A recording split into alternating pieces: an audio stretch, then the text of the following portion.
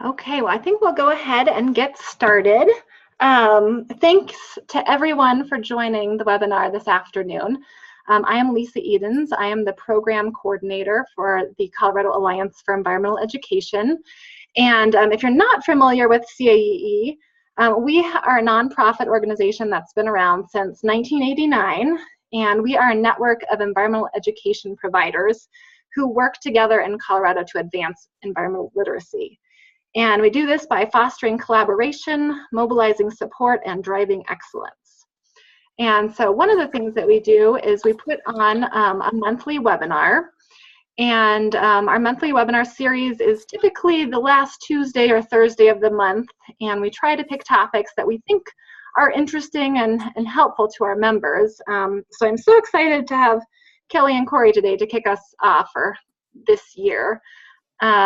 In February, we're going to have certification office hours. And so if you've been interested in our certification program or want to learn more about it, that would be a great one to come to learn more about that. And then in March, I'm going to be actually giving that webinar on how to get a job in natural resource careers. And so that's going to be particularly relevant if you have youth and young adults that you work with the spring hiring season coming up. Also, I wanted to mention we have our flagship event coming up, our Advancing Environmental Education Conference, which is Friday and Saturday, March 2nd and 3rd on the Auraria campus. And again, if you haven't been to that, it's an awesome event. We have 2 days of concurrent sessions, great keynote speakers, an awards luncheon. We've got networking events, and it's a great way to see all of the other great work that's happening in Colorado and get connected with some of those people. So in my follow-up email, I will make sure to include some more information about that conference. Finally, we are using a new platform this year, which is Zoom. I'm sure most of you have probably been on a Zoom webinar. But if you haven't, it's fairly easy. Just use the chat box, which I think is at the bottom of your controls, and chat in any questions. We're going to be holding the questions, the majority of them, to the end. But I'll be monitoring that, and so will Kelly and Corrie. But if you feel a question coming on, make sure to get it in there before you forget, and we'll make sure you get that answered. So with that, I want to introduce our speakers today. We've got Corrie Colvin Williams and Kelly Keena, both evaluation experts and gurus from Blue Lotus Consulting. Let me tell you a little bit about Corrie. With a background in geography, Corrie has applied this lens to understanding children's natural learning environments, along with other professional experiences, including environmental consulting, environmental education, and child-youth community engagement. Her experience as both a researcher and practitioner with non-formal science education programs has afforded her an understanding of the dynamics of participant experience in such learning environments. Her research interests include child-nature interaction, place-based environmental education, and the impact such life experiences can have on children, youth, and the adults they become.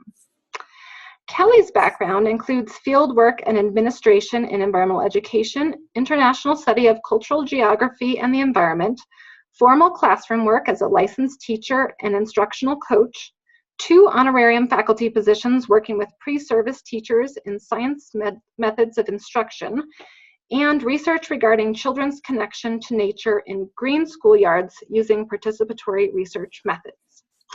So with that, I will turn it over to Kelly. Great. Thank you, Lisa. And welcome everybody to this beautiful sunny afternoon if you're joining us from Colorado, which I think everybody is. We are really excited about being able to bring this work to you, and also being a part of the CAEE webinar series. We know there's a lot of really great topics out there, and we are happy to be one of them. So today I am going to probably clumsily move through controlling the slides. So if you hear me pause and stammer, that might be what's happening. But beyond that, what we're going to do, there we go. Oh, too many. today what we're going to do is just share a year-long journey that is just the beginning of this journey into looking at Colorado collective outcomes in environmental education. So this has been a really close partnership between CAEE, Blue Lotus, and funded by the Pisces Foundation, who is a national funder that looks at people and nature thriving together. So they are actually one of the few national funders that have a specific funding focus on environmental education and have been a really great partner in this. And there are other initiatives similar to what we're going to talk about today happening in pockets across the country. And so not only is this work happening furiously on the ground here within our state, but we're also making sure to connect to the efforts happening across the country. So I am going to provide a big framework for us today, and then I'm going to turn it over to Corrie, so you'll hear her voice in just a few minutes to really dial us into the details.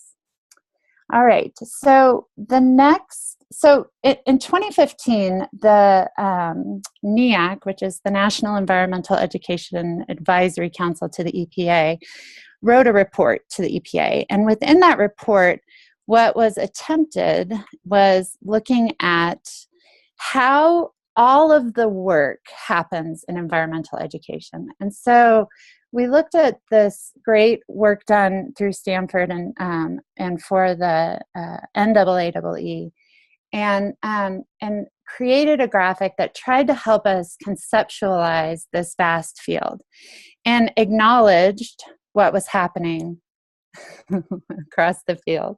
Okay, so basically what it said, let me try and get back to it. Lisa, you might have to help me here. Basically what the visual is looking at who are the variety of providers, who are the variety of audiences, what are the variety of activities that happen, and how do they roll out into one or this list of outcomes that we have shared across the field of environmental education. So we started here, and then we got to this graphic you're looking at here. This really is a model of collective impact. And so collective impact is a model that became really useful for us to plug into, to ask the question, how is all of the work happening just in Colorado? So we bounded the area in the state of Colorado, and we said, how is all of that work rolling up into these bigger outcomes? And how do they all get to and all lead us to impact? So for the next 30 or so minutes, what we'll do is I'll provide the sort of satellite perspective of how we entered this work, and then we'll get into the how we're doing it piece. Great. Okay, so in the next slide, this is really going to be our overarching framework. Sorry, Lisa, if you just go to the next slide for me, that'd be great. Yeah, sorry, I'm just having problems advancing it also, so. No. Thanks, everybody, for your patience. This is one of the beauties of virtual collaboration, is figuring out virtually how to advance slides together. So let me get into a little bit of this while Lisa gets us into the next slide. Yeah. If you look at this one and you think about individual initiatives, that can be individual organizations, individuals, individual regions. So it's sort of looking at where are all of the initiatives happening? Where is environmental education happening, and how is it happening? Okay, so then everybody sort of does their own evaluation, hopefully, and is feeding back into themselves and thinking about their own process, and then how that rolls up to inform their funders. Here we go. And so if we look at all these players involved in this system, we have backbone organizations like CAEE. We have funders and foundations who are equally as interested in getting to outcomes. We have researchers and evaluators like Corrie and I, who are have the privilege of sitting in this space and looking at what best practice is and what it tells us, and translating that from academia to the field and from the field back to academia. And then this huge population of organizations, programs, communities, schools, and districts. And so all of that, the assumption is, leads to the ultimate outcome of human and environmental well-being. And this is going to happen at hyperlocal, local, regional, and statewide. Okay, so in the next slide, we'll define what these little icons mean. Practitioners, when we say practitioners, we mean providers. This is formal and informal and non-formal. This is an individual parent. This is an individual teacher. This is a classroom. So see how it's really happening at all these different scales. Then the researchers and evaluators, and then the funders. So we just wanted to provide a little bit more definition. And then when you get the printout of the recording of this, or if now you can even take a screenshot so you're with us on those definitions. Okay, so in the next slide, we can look at our assumption of how the current model works for evaluation. So there's a program that's working with a school that's funded by a foundation. And so within that sort of conduit, we're looking at those results and those outcomes. From that program with that school goes to the funder, and then the funder goes, okay, great, refunded, or hey, thanks, good job, right? And we know that there's more conversation happening than just that, but for the nature of simplifying all of this, we see it sort of happening in these silos. But when we think about collaborating for collective outcomes, we think about opportunities that exist within this current structure that don't mean we have to create new programming or new funding. It means, how do we collaborate in a different way? So in the next slide, we're going to look at what if. So what if we can take these narrow channels and we can start looking between the cases of evaluation? What if all of the foundations started talking to each other about similar programs or similar outcomes that they're seeing? What if all of the organizations and districts started talking about the outcomes that they're seeing, and so on and so forth? And so it's creating a horizontal communication in addition to this really informative sort of vertical system of evaluation or feedback loops that we have so far. So thinking about different strata. This is how we approach this work. This is how we come into it. So not trying to create new work for anybody, but trying to really leverage the work that's happening already. In that spirit, if we look at the next slide, we call this wiring the network. And so here's our organizations doing really great work, individuals doing really great work, connecting with academics or evaluators, funders, and backbone organizations similar to CAEE. And how do we wire that system so that we get alignment in our metrics and what it is that we're trying to measure and how we measure it, alignment in the questions for evaluation that we're asking, and the outcomes that we're all looking for. Where is it going to make the most sense to look at outcomes at that hyper-local level? And then where are the outcomes we can look at the regional or even perhaps state level? And then how do we communicate those understandings throughout the network? So you'll notice that in this model, in the circles are the funders and the backbone organizations like CAEE. Those are sort of these, in our thinking, a catch basin for the great evaluation work that's happening, for the reporting out on metrics that will be happening, and sort of catching this data in a way that then we can roll it up and see how it applies across a larger scale. This is messy. It's really fun to put it into these conceptual models and really exhausting to break it out of those models and into the real world. But this has been where we've been for the last year. And it's actually been really exciting to think about where this has taken us already, which is what Corrie's going to share with you in just a moment, but then also where it's going to lead us eventually. So for my last slide, I just want to lay out the questions that we came to. So Corrie and I are big on always starting with a question. And the questions that we have were for each of these different groups. So in the next, yep, there we go. In this slide, thanks, Lisa. Taking a minute. Great. So in this slide, we really broke out over last year meetings that we had with each of these participant groups.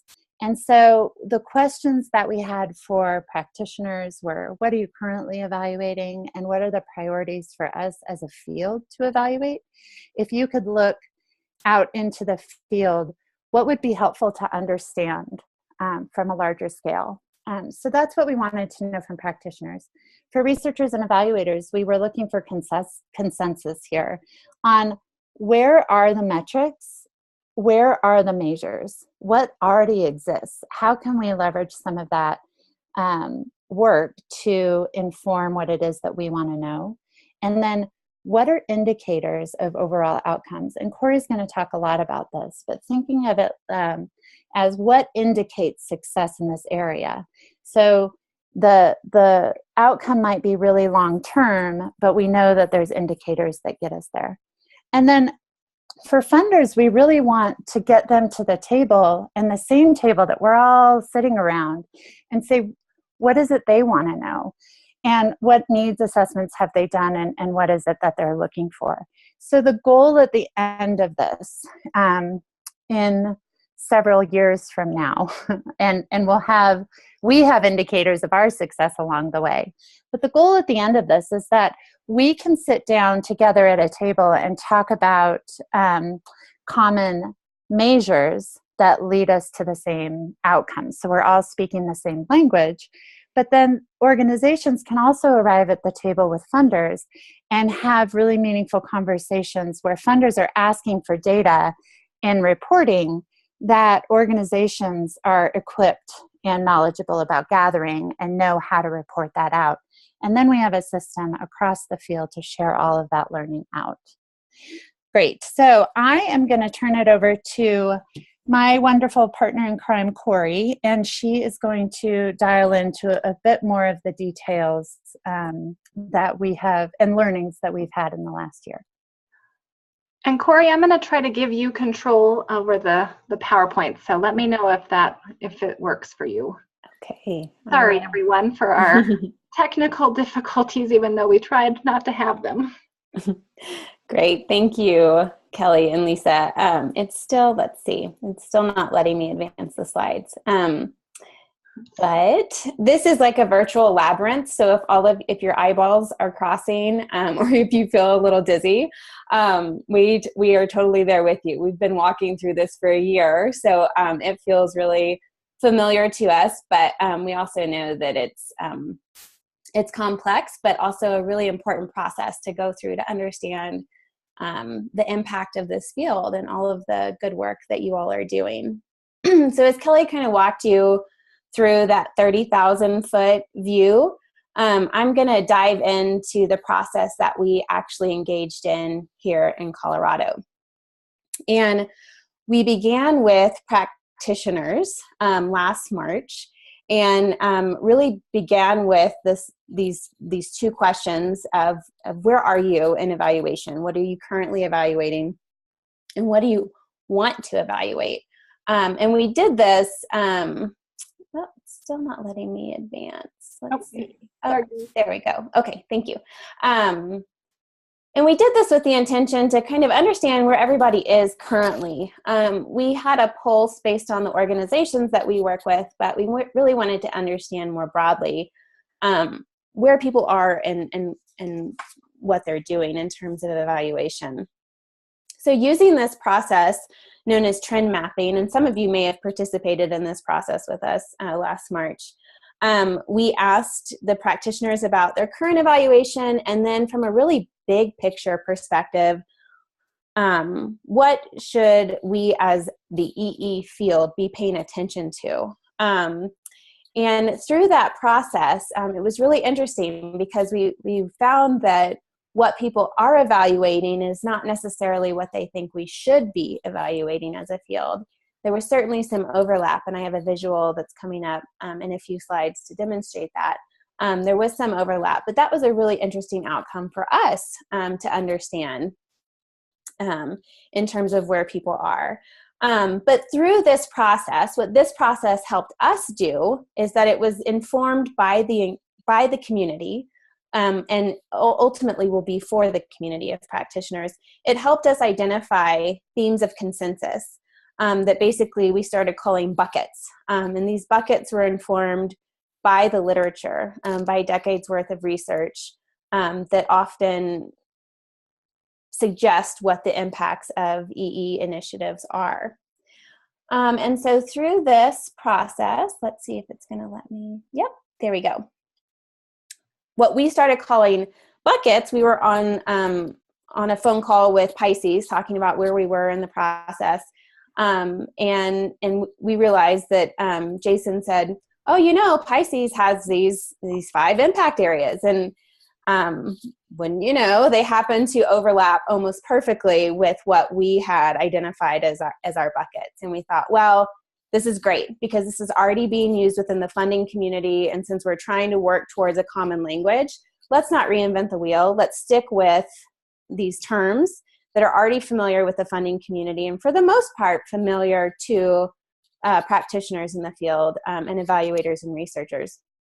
And what's really exciting about these impact areas that not only emerge through the process, but then were already being used by Pisces, who funds environmental education initiatives, is that these impact areas might not necessarily be those areas that you would identify with as an EE provider or with EE in general, but we've found that often EE programs and providers and all the various activities that they do fall into one of these impact areas or more. Okay. So once we came up with these impact areas, we decided that we needed to, I jumped ahead of myself. We decided that we needed to figure out what are the indicators of success within each impact area. So how do we know that we are getting closer to achieving conservation, education, health, social justice, and youth development? And we have all of these terms defined in a brief that we can share with you after the webinar if you're interested. So we invited researchers from across the country, researchers and evaluators who do this work, who are steeped in it day in and day out. And some of them were very formative in the field to begin with. That's a picture of Louise Chawla, if you know her good work about significant life experience and children and humans' connection to nature and health and well-being. So we convened this really phenomenal group to show and present what we had talked about with the practitioners and say, okay, here are our impact areas that have come from this community.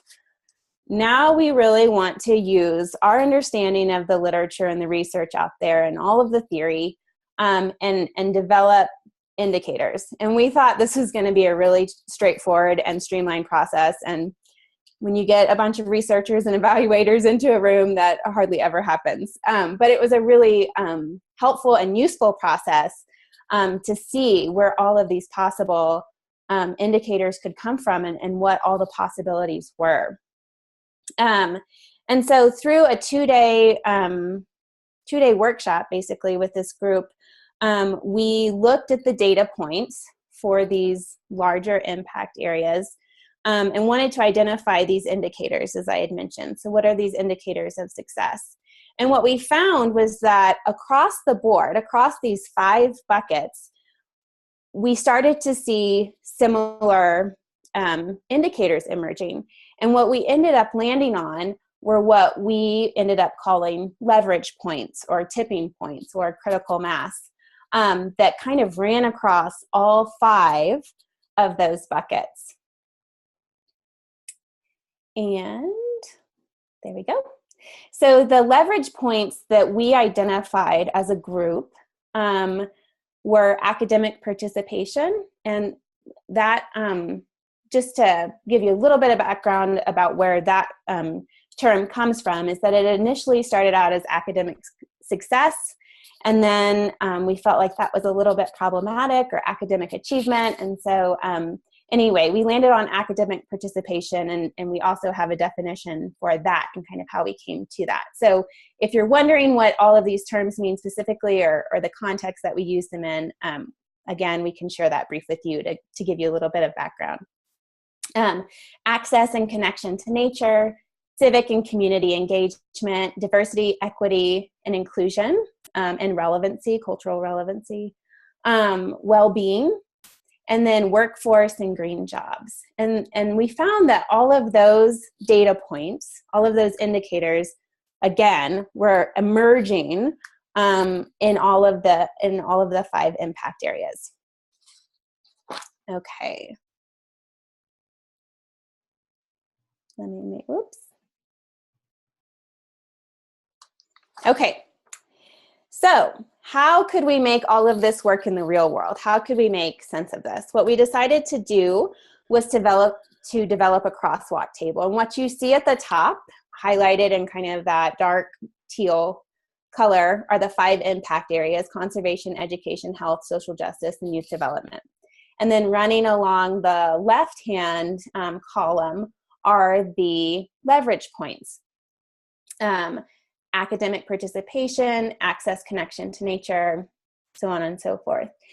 And so what we needed to do, we decided, was that, okay, within each cross-section of these, we need to figure out what those indicators are. What does this look like? What is success in the intersection of health and access to nature look like? And so I'm going to do my best to walk through this, but we'll also have a healthy Q&A time if there's any clarification on these points. Okay, so what we ended up defining as success for the intersection of health and access to nature was that all Coloradoans, through increased connection to the outdoors, would be physically, mentally, emotionally, socially healthy and well. Okay, wow. So what does that look like? How do we know that we're getting to that? So we've put that definition in that box, and now this box is going to expand into this kind of flow chart, sort of, or these columns, I should say. So unpacking that specific box. So it's really important in evaluation in defining what success can look like for you. And so for this process, we needed to do the same thing. So what does success look like based on this definition? People are outdoors, people are resilient, equal access to the outdoors, people feel welcome, so on. And then how do we know that we're getting that result? So that's what we call the indicators. And these are things that, data points that we can capture real time over days, months, weeks, years, depending on what that specific data point is. So some of the ones that we came up with include participation in outdoor recreation, demographics, time in nature, a really big one, sustainable and healthy communities, and then what does that look like? And then the next process is figuring out the data points that we have. What do we already have? We don't need to reinvent the wheel, so to speak, and we don't need to ask people to collect different data than they're already collecting. Let's work with what we have and then move from there. So we know that we have mental health diagnostics. We know we can look at obesity and BMI within communities, kind of at a, community and even neighborhood level, depending on where you're working. We know we can access, we have data points on access to green space. And we know we have data on mental health, access, nature dosage, behavior issues, thinking about schools. And then the Healthy Kids Colorado survey is a statewide survey that can actually be dialed in by the county. And so those are some helpful data points to help us know, to help us track over time, I should say. It's not that if there's an uptick or a decrease in mental health diagnosis or diagnosis of young people with depression, that's due to environmental education, but it's something to pay attention to. And it allows us to, if we do see a shift in these particular data points over time, it allows us to kind of dive in deeper and figure out why is that shift happening, and is there something within the EE community that's contributing to that. Okay, so then the next steps after this process, I may have inadvertently advanced a slide. Let me see.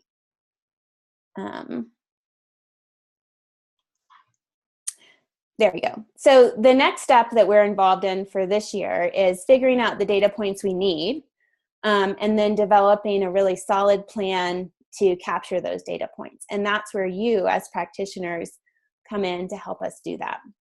And also the data points that we have, collecting data that you already collect that might be easily accessible to you as well. Okay. So then the next step this year is really to focus on this conversation between practitioners and funders. We have data on what practitioners are currently evaluating, and we also have data on kind of what they want to understand in the intersection of those two. We also have some information from funders on what they are currently evaluating or asking their grantees to provide. And then we also know that they have a desired understanding at a field level to understand what's happening in these spaces and places that they fund. And we intend to have a larger conversation with funders to bring more to the table so that this conversation is really informed. And we know that just like we found out with the practitioners, that both practitioners and funders alike are often not measuring what they would like to be measuring, which is a very interesting finding. And there is some overlap in the current versus desired. But what's most exciting is to think about where these two worlds come together and how we can really increase our understanding of impact from, boots on the ground level to this really kind of community change and impact level that funders are often functioning. Okay. So what's next? This is kind of our hope for the future for this year. Right now we have data at the population level. We've defined our impact areas, we've determined our leverage points, and we're in the process of prioritizing indicators. And that's a big challenge for us because literally hundreds of different indicators we could look at, and we'll have to necessarily whittle those down to something that's doable, manageable, and feasible to keep track of.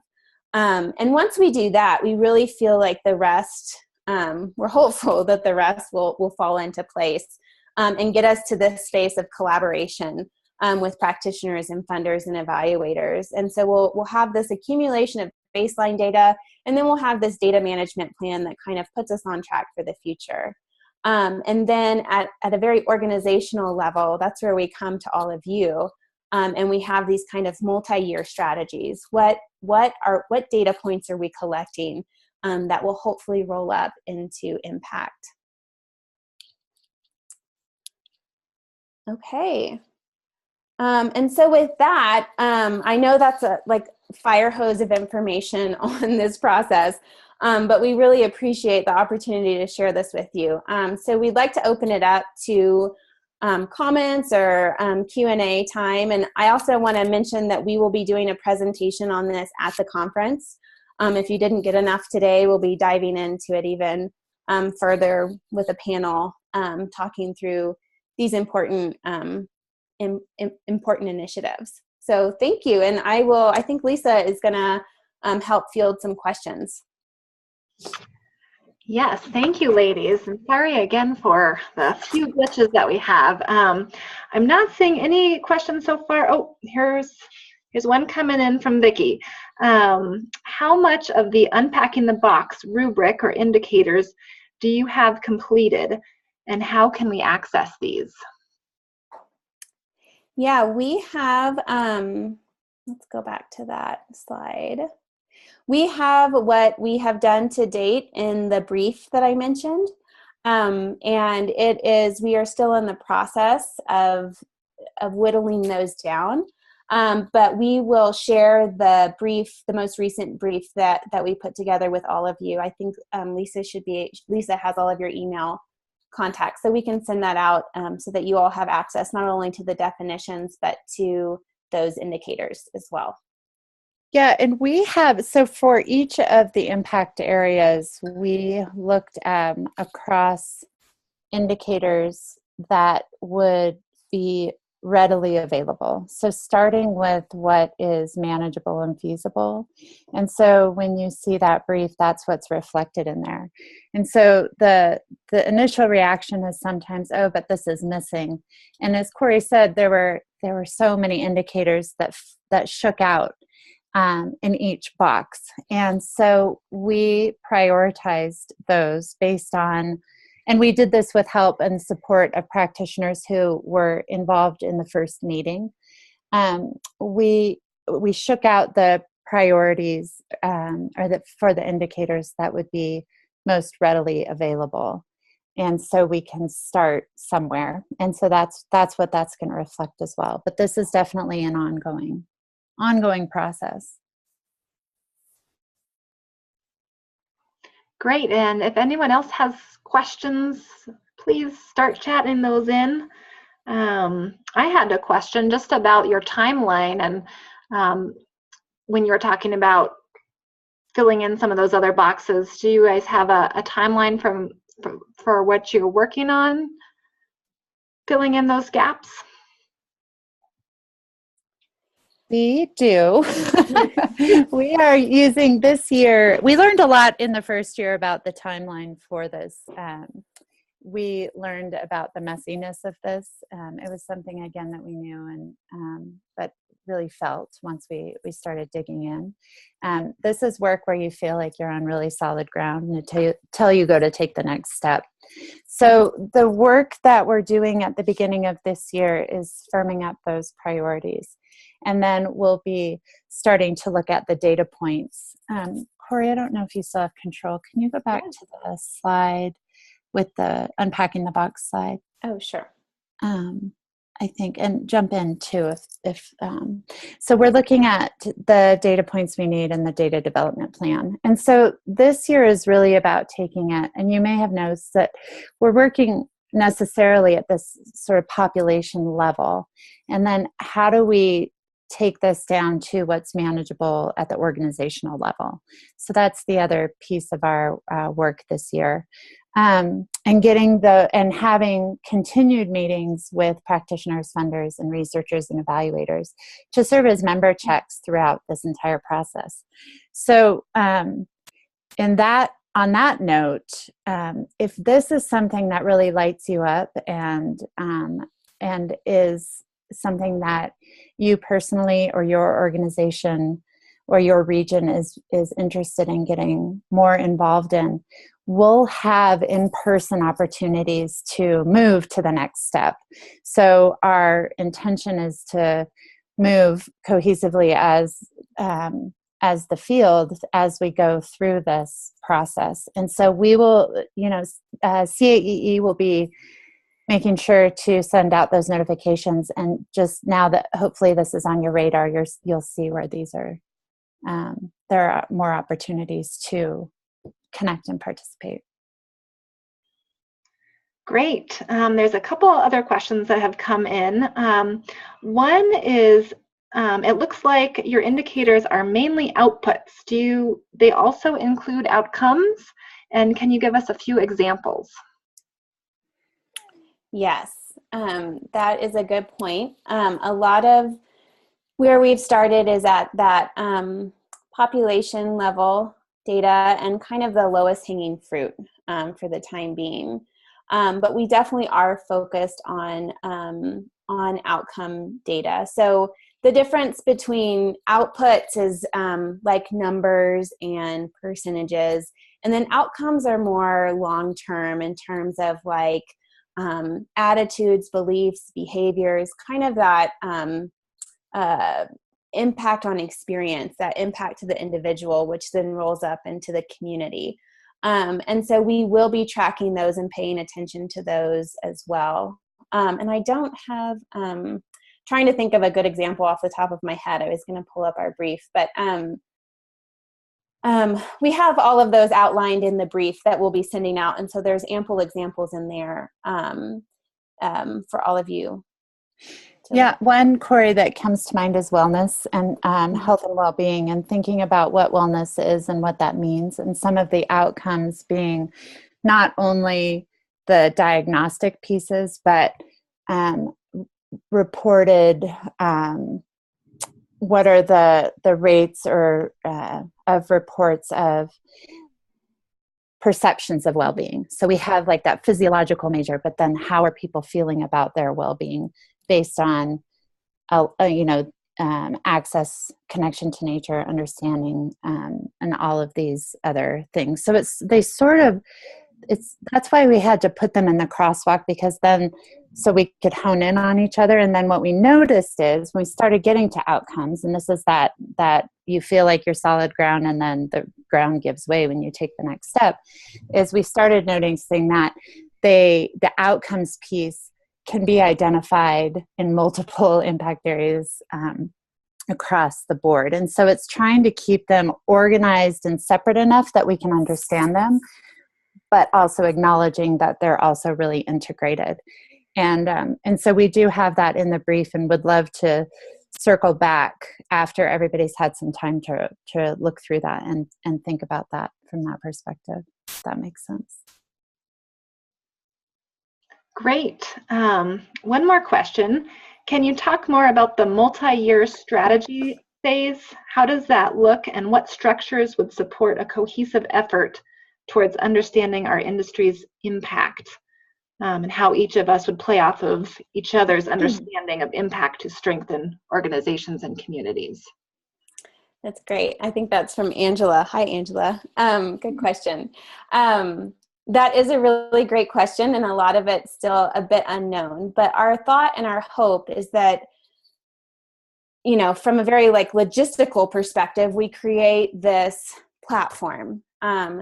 And we create a system of agreement between both funders and practitioners who agree to collect a certain set of data, let's say. So whatever we end up landing on for these indicators. And maybe for instance, in years 2 and 3, we need to hone in on health and conservation, just as examples. And so then we're asking the community who's agreed to participate in this to help us collect indicators on health and conservation based on what you can do within the field. So for example, Angela's with Thorn, they might be collecting information on health and access to connection to nature, because that's what their program does. And so then they would be inputting data into a large collective database. And there would be many organizations involved in doing that. And then from the funder's perspective, funders would be asking for this data from their awardees, from their grantees, if that makes sense. So we're not only receiving it from, it's kind of a bottom up, top down, if you will, think about that hierarchy in a way. I mean, I know that's not a perfect analogy, but basically thinking about it from that perspective, it's coming from both the practitioners who are on the ground working and also from funders asking for that data, so that then organizations aren't collecting something that's not of value and of interest to them and what they're required to do for their grants. That's probably an imperfect, no doubt imperfect explanation of that, but does that make sense? Okay. Oh, good. Okay. Giving you a thumbs up. Great. Karen's asking a follow-up question. Would all participating practitioners use the same prompts and questions? That's a great question. So that is something that we are hoping through this, the work with the indicators to understand, so that so that whatever the prompt is, it's relevant and meaningful to the purpose, the audience, and the activity that is being done. So it's relevant and meaningful to the site. and then also looking at, one of the big questions that came up from practitioners was longitudinal effects of the work that is being done and how that all collects. And so thinking about how we can build out, look at existing tools that exist to grab onto that, but then are there other tools that we can put in place that are reflective of the diversity of programming, but then also look at that long-term impact over time. And that is typically being referred to as dosage right now. And so the dosage question is really big. But Karen, to your point, I think we haven't gotten that far yet, and actually would love your help on that. But thinking about what is it that we can provide to feed into those catching basins, those collecting basins of data that comes from an authentic place from the organization, comes to an authentic place for the funders looking at that outcome, and then helps us understand how it rolls up into a bigger impact. And then, yes, there are other people across the U.S. tackling this in a similar way. We're not sure, well, using a similar model. So the Collective Impact Forum was, and collective impact is a really sexy term right now out there, but the Collective Impact Forum really has probably the most rigorous and robust framework for moving through this, along with a really incredible support system for evaluators and organizations and funders who are looking into this. So that's a really nice place to go to find more of this work. In terms of environmental education specifically, we know that there are pockets in the Bay Area, in the Northwest, in Lake Tahoe, in the Northeast, and potentially, sort of scattered out across as well. And we're doing our darndest to make sure that we connect with those folks as well. The other framework that is really interesting that we've been dipping toes into and looking at how it supports our process is called results-based accountability, and that is a framework that has been really useful for us. Again, looking at what, our mantra for this work has been, let's not recreate, let's look at what's being done.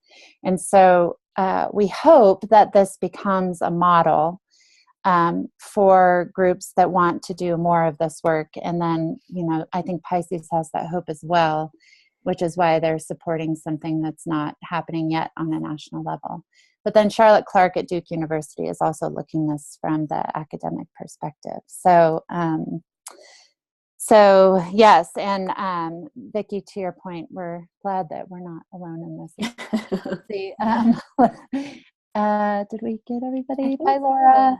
Okay. I think there was one more, Kelly, further up that once you have shared the brief with us, can we use your work as we apply for grants? If this work is helpful in your grant application process, we would love to know that.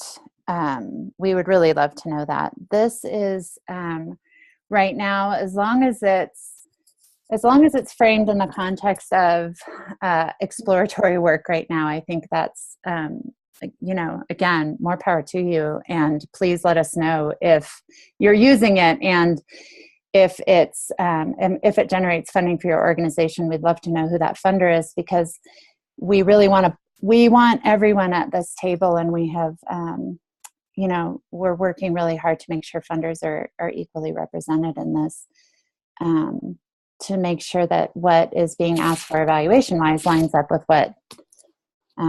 what is needed and what's necessary. So please do come see us at the conference if you will be there. If not, our email contact information is going to be in the brief, and you can also find us at bluelotuseval.org. And you can also, I'm sure, ping Lisa, and she can get you to us immediately. We're so grateful for the attention to this work. We are very grateful that there are other folks engaged in this type of work, and it has been a really fascinating process and has given us an opportunity to really engage in conversations that we think have been very meaningful, and hope to continue to let those conversations drive the boat for the rest of this journey. Yes, thank you all. Great. Well, I don't see any other questions, but if people have questions that they think of later on, I'm sure Kelly and Corrie are happy to answer that. I just wanted to thank both of you ladies for being our first presenters of 2018. I think this is a great start to our webinar series, and a great way to start thinking about the work that we do in 2018. So thank you guys both so much for being our presenters. And thanks to all of our participants as well. I'm going to be sending a follow-up email either tomorrow or early next week with the brief that Kelly and Corrie have mentioned, and a link to the recording if you want to view it later or pass it on to coworkers you think might be interested. And then with a short evaluation just to help us improve our webinar series. So thank you again, and I guess we'll let everyone go a little early today. So thanks for being here, and we'll hopefully see you next month.